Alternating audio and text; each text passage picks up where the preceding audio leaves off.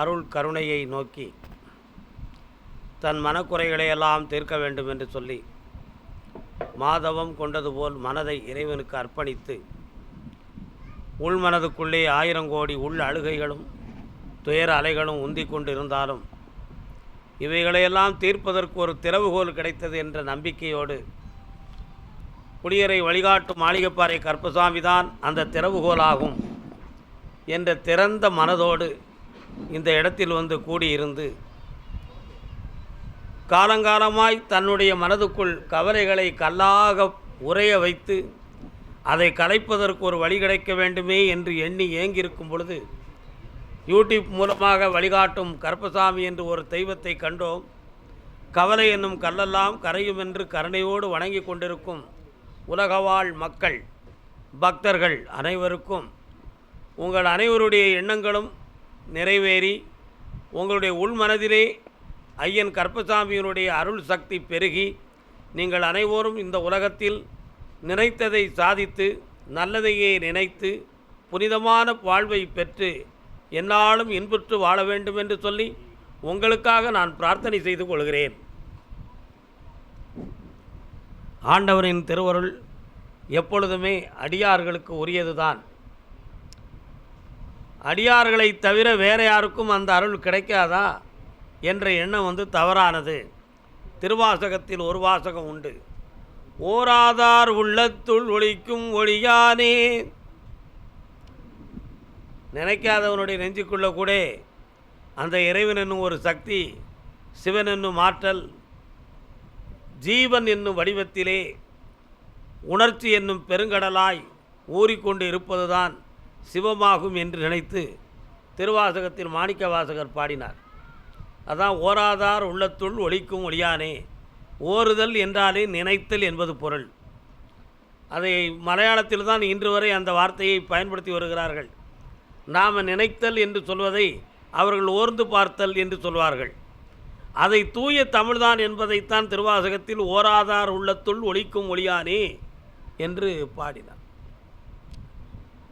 இந்த இடத்தில் சிந்திக்க வேண்டியது என்னவென்றால், இறைவனையோ திரு அடியார்களையோ நினைத்து வழிபடுபவனை மட்டும்தான் செழிக்க வைப்பான் என்று ஒரு வார்த்தை இருந்தால் அது வெறும் மாயை. அது ஞானத்துக்கு அப்பாற்பட்ட வார்த்தை. அது ஞானம் மிகுந்த வார்த்தை அல்ல. ஆண்டவனை நினைக்கிறவனையும் வாழத்தான் வைப்பான், நினையாதவனையும் வாழ வைப்பான், துதிப்பவனையும் வாழ வைப்பான், துதியாதவனையும் வாழ வைப்பான். ஏனென்றால் கடவுள் ஒரு கட்சிக்காரர் அல்ல. கடவுள் என்னும் ஒரு பெருங்கருணை சக்தி இந்த உலகத்து உயிர்களையெல்லாம் தன்மையப்படுத்தி தன்னுடைய ஒவ்வொரு பிரதிகளாக எல்லா உயிரையும் பார்க்கின்ற ஒரு மாபெரும் பேராற்றல் தான் கடவுள் என்னும் ஒரு சக்தியாகும். மனிதன் வகுத்து கொண்ட மார்க்கங்களிலே இறை வழிபாடு மார்க்கங்கள் பல இருக்குது. அது மனிதன் வகுத்து கொண்டது தான். ஆனால் நீங்கள் யார் எந்த திசையிலிருந்து வணங்கினாலும் எந்த கோட்பாட்டிலிருந்து வணங்கினாலும் நிச்சயமாக அதை ஏற்றுக்கொள்ளுகின்ற ஒரு ஆற்றல் இருக்கின்றால் அது கடவுள் என்னும் ஒரு ஆற்றல் தான். ஒரு பொருள் பன்மொழி. கடவுள் என்னும் ஒரு சக்திக்கு ஒவ்வொரு மார்க்கத்தை சார்ந்தவர்களும் ஒவ்வொரு பெயரை வைத்து கொண்டார்கள்.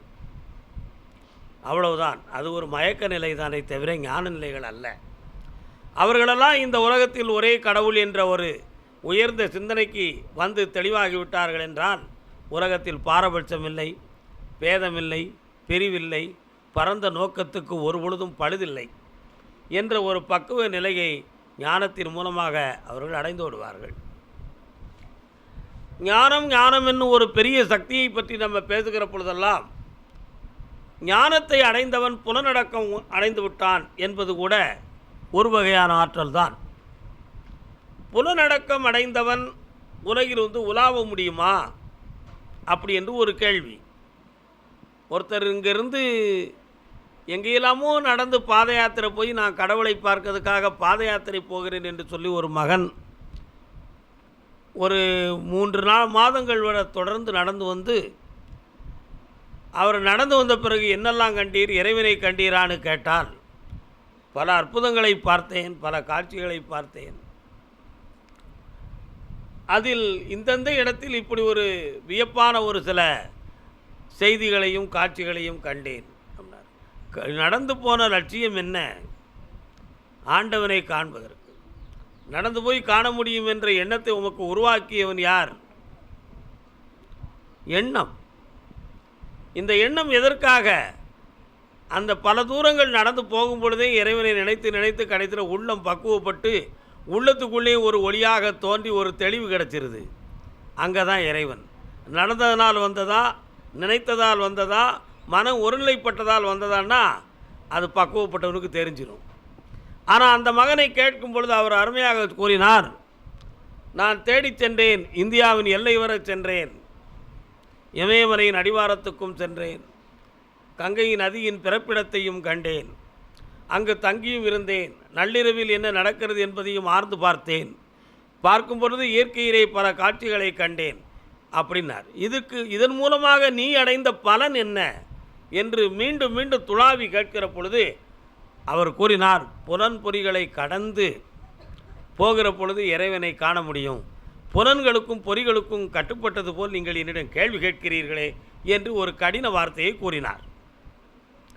அதற்கு அருமையான ஒரு பதில், புலன்களையும் பொறிகளையும் கடந்தவன் ஞானி. பொறிகளை கடக்க முடியும், ஆனால் புலன்களை கடக்க முடியாது. பொறி என்பது கருவி, அதான் பொறியியல் துறை. பொறி என்பது கருவி, புலன் என்பதோ சக்தி. இதனுடைய தன்மை என்ன? கண்கள் தான் கருவி. அப்போ கண்ணுக்கு பொறி என்றும் பார்க்கின்ற ஆற்றலை புலன் என்றும் சொன்னார்கள், கட்புலன். காது கருவி, கேட்கின்ற ஆற்றல் புலன். வாய் கருவி, பேசுகின்ற ஆற்றல் புலன். இப்படி மெய்வாய் கண்மூக்கு செவி என்னும் ஐம்புலன்களும் உள்ளிருந்து இயக்கின்ற ஆற்றலை புலன் என்றும் அதை வெளிப்படையாக காட்டிக் கொண்டிருக்கின்ற கருவிகளை பொறி என்றும் கூறினார்கள்.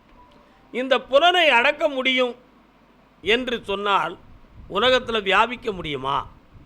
உலகத்தில் உலாவ முடியுமா?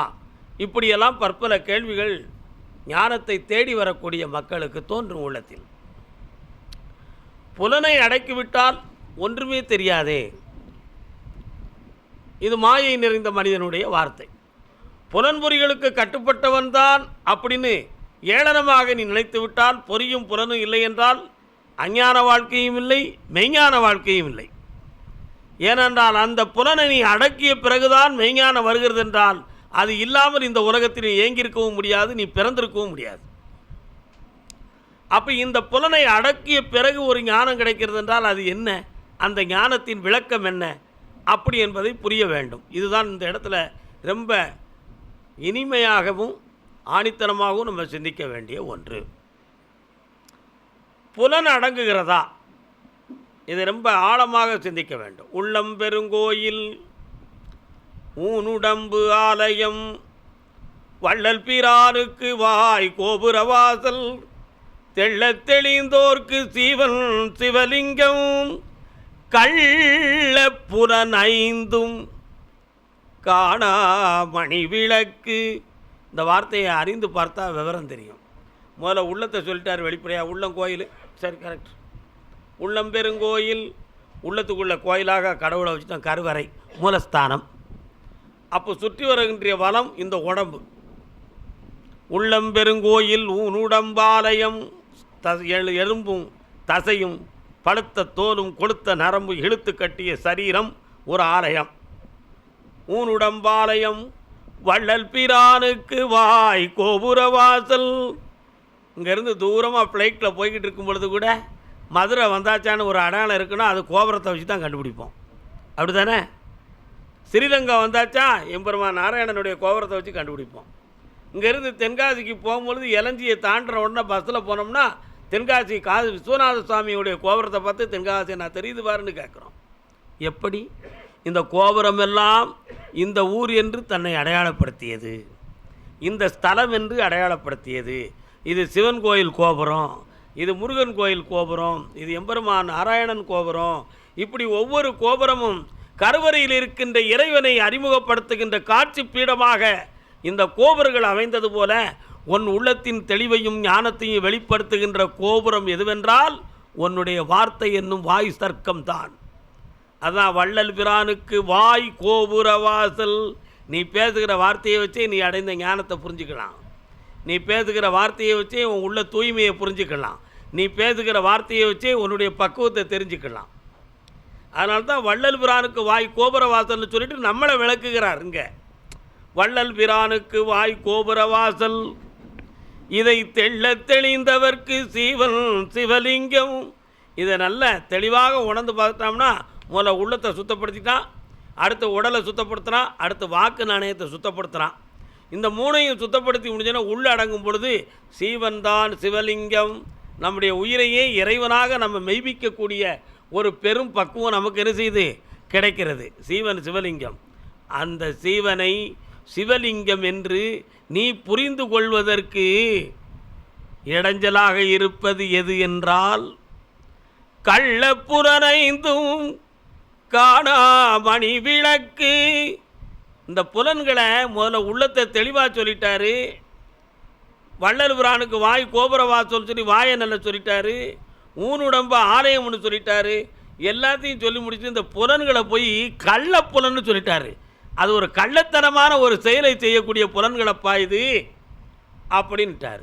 இந்த ஒரு விஷயத்தை புரிகிற பொழுது தான் அதுக்குள்ளே என்ன இப்படி சொன்னார் ஞானி, அதனுடைய வார்த்தை என்ன அப்படின்னு பார்த்தா, ஒருநிலைப்பட்டு தெள்ள தெளிந்தவன் என்று நிலைக்கு வர்றதுக்கு என்னது காரணம்? உள்ளத்தை புரிந்தோம், உடலை கடந்தோம், மெய்ஞான வித்தாக உயிரை சிவனாக உள்ளின்று பார்க்கும் பொழுது பார்க்கறதுக்கு மனசு தோணுது, உணர்ச்சி தோணுது, உள்ளம் தோணுது, கண்கள் உள்நோக்கி பார்க்கு. ஆனால் பார்க்க விடாமல் டக்குன்னு ஒரு சிந்தனை என்ன செய்யுது, இன்னொரு இடத்துக்கு பாயுது. பாய வைத்தது எது? அதுதான் புலன்.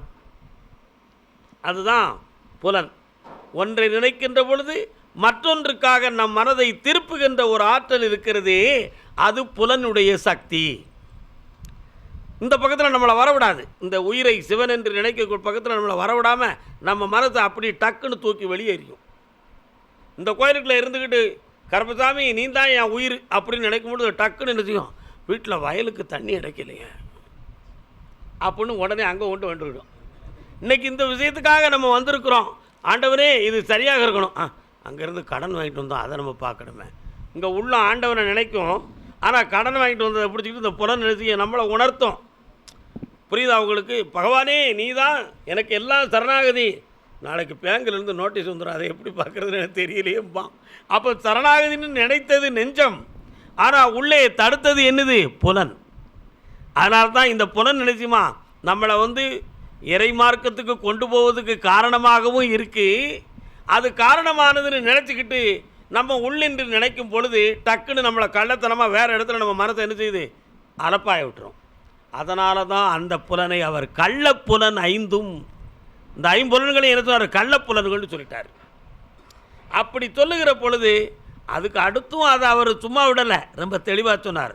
இந்த கள்ளத்தனமாக இருக்கின்ற இந்த புலன்களை நீ சுத்தப்படுத்தி விட்டால் இந்த வெளி உலகத்துக்கு காணாத மணி விளக்கே அதுதான்டான்னார். இந்த வெளி உலகத்துக்கு காணாத மணி விளக்கு இந்த புலன்கள் தான். ஆகையினால் இந்த புலன்கள் மணி விளக்காய் ஒலித்து விட்டதென்றால் என்றால் அப்படின்னு ஒரு சின்ன புள்ளி வச்சுக்கிடுவோம். பூசனை கெந்தம் புனை மலர் மாகோடி. பூஜைக்கு 1000 கோடி மலர்கள் இருக்கும். எல்லா மலர்களும் பகவான் பாதத்தில் பட்டாலும் படலைனாலும் வாடி போயிடும். வடமா வாடாதா? வாடி போயிடும். கெந்தம்னா மலர், வாசம் என்பது போகுது. அதான் பூசனை கெந்தம் புனை மலர் மாகோடி. வாசமுள்ள மலர்கள் பல கோடி இருந்தாலும் அடுத்து சொல்லுதாரு, யோசனைக்கு பஞ்சத்தொலி உரை செய்யும். ஐயனே, இந்த உலகத்தில் எத்தனை கோடி மலர்களை உன் பாதத்தில் நாங்கள் போட்டாலும் அந்த மலரெல்லாம் வாடிரும்பா. வாடாத மலரொன்று கண்டேன், நாடாது நாட்டும் என் நல்மனம் என்று உணர்ந்தேன். ஒவ்வொரு நாளும் உன்னையவே நாடி தவிக்கின்ற என் மனசைத்தான் நான் புனிதமான மலராக நினைத்தேன் ஈசனே. ஆகையினால் என் மனம் என்னும் மலரை உன் பாதத்தில் வைத்தேன்.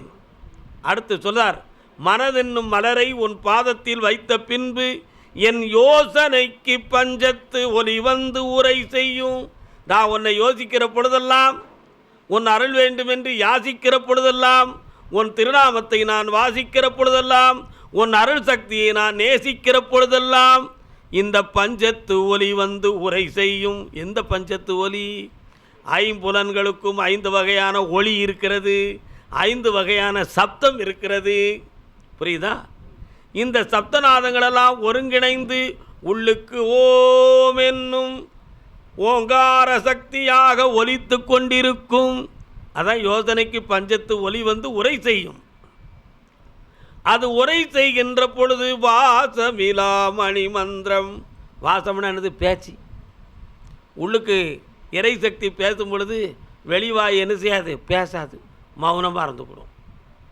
அப்படி மௌனமாக இருக்கின்ற பொழுது 7 ஆதாரங்களுக்குள் தோன்றுகின்ற ஒவ்வொரு ஒலிகளும் ஒலிக்கின்ற வார்த்தை தான் மணி மந்திரங்களாகும். எந்த மணி? ஐம்புலன்களால் விளக்கப்பட்ட மணி என்னும் ஒளி நிறைந்த மணி வந்து உரை செய்யும். அது நம்ம செவியில் விழும் அப்படின்னு சொல்கிறாரு. பஞ்சத்து ஒலி வந்து உரை செய்யும். இதை நீ உணர்ந்து முக்தி அடைந்து விட்டால் தேசம் காணும் திரிபுரையே. ஒரு இடத்துல இருந்துக்கிட்டே இந்த தேசத்தையே பார்த்துடலாம்ட்டார். எங்கே பார்க்கலாமா? திரிபுரையாகிய இந்த ஞானக்கண் சுடரிலே ஓரிடத்தில் உட்கார்ந்து இந்த உலகத்தையே பார்த்து விடலாம்னு சொல்லிட்டார்.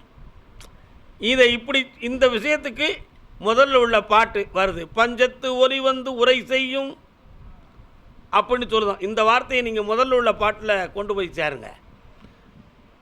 கள்ள புலனைந்தும் காணாமணி விளக்கு, இதை தெள்ள தெளிந்தோர்க்கு சிவன் சிவலிங்கம். அப்போ இந்த கள்ளப்புலன்கள் நம்மளை வந்து தடுக்குது. இதை தடுக்க விடாமல் நம்முடைய மனக்கோடியால் ஒருநிலைப்பட்டு இறை திருப்பாதத்தை நாம் தெளிவடைந்து விட்டோம் என்றால் புலன்களும் தெளிவாகுது, புத்தியும் தெளிவாகுது, யுக்தியும் தெளிவாகுது, முக்தியும் நமக்கு கிடைக்கும். இந்த நிலைகளை தெளிவாக உணர்ந்தவன் மட்டும்தான் தவத்தையும் ஞானத்தையும் தொடர்ந்து கொள்ள முடியும். இதற்கு நிறைய சூட்சமங்கள் இருக்கின்றன. வெறுமனையாக தவத்தில் இருந்து காலத்தை வீணாக்கி சென்றவர்களும் பலர். நான் தியானம் இருக்கேன் தன்னை மறந்து என் உடம்பையே மறந்து நான் இருக்கணும்னு சொல்லி வருஷக்கணக்காக இருந்து காலத்தை வீணாக்கி ஒன்றுமே காணாமல் போனவர்களும் பலர். ஓடி ஓடி உட்கலந்த சோதியை நாடி நாடி நாட்களும் கழிந்து போய் வாடி வாடி மாண்டு போன மாந்தர்கள் கோடி கோடி எண்ணிறந்த கோடியே. சிவவாக்கியார். ஆக லட்சியமில்லாதவனுடைய தவம், லட்சியமில்லாதவனுடைய தியானம் என்ன செய்யாது? அது வெறுமனையான ஒரு பயிற்சி தானே தவிர அது மூலமாக அவன் எதையும் அடைய இயலவில்லை. அப்படி அடைகின்ற ஆற்றலுக்கு பெயர்தான் ஞானசக்தி. அந்த ஞானசக்தி மட்டும்தான் இந்த ஆத்மாவுக்கு புண்ணியம் கொடுக்கும். அது மட்டும்தான் நம்மளுக்கு அப்பாற்பட்டிருக்கின்ற பேராற்றலாகிய இறை கருணையோடு நம்மளை இணைக்க செய்யும். இந்த நிலைகளை பெறுவதற்காக பாடுபடுவதுதான் பக்தி. முதல் படி. பக்தியை கடந்தால் ஞானப்படி, அதன்படி நின்றால் ஞான சக்தி. இந்த சக்தியில் நிறைய பேர்கள் சாபத்தை வாங்கி போனவன் நிறைய பேர், பாவத்தை சுமந்து போனவன் நிறைய பேர், கோபத்தை அடைந்து குறுமொழி கேளாமல் போய் கெட்டுப்போனவன் பல பேர். இப்படி நிறைய பேர்கள் இருக்கிறாங்க. ஞானத்தின் சக்தி என்ன? ஒருவன் புலனை அடக்கி ஞானத்தை பெற்று இருக்கின்ற பொழுது ஒருத்தனை எதிர்மறையாக அவனை தாழ்வாக ஒருத்தன் சிந்திச்சா இவன் சாபணுங்கிற அவசியமே இல்லை. ஏம்னா அந்த நினைக்கிறவனுடைய உணர்வு இந்த ஞானியின் மீது படும் பொழுது அது அப்படியே இருந்தால் திருப்பி மறுதளிக்கும். கடைசியில் அவன் நினைக்கிறவனுக்கே பாதகமாக போய் முடியும். இது ஞானியினுடைய சக்தியா அல்லது பாதகமாக நினைத்தானே அவனுடைய சக்தியான்னு நீங்கள் நினச்சி பார்த்தீங்கன்னா ஞானியுடைய காரணம் ஒன்றுமே இல்லை.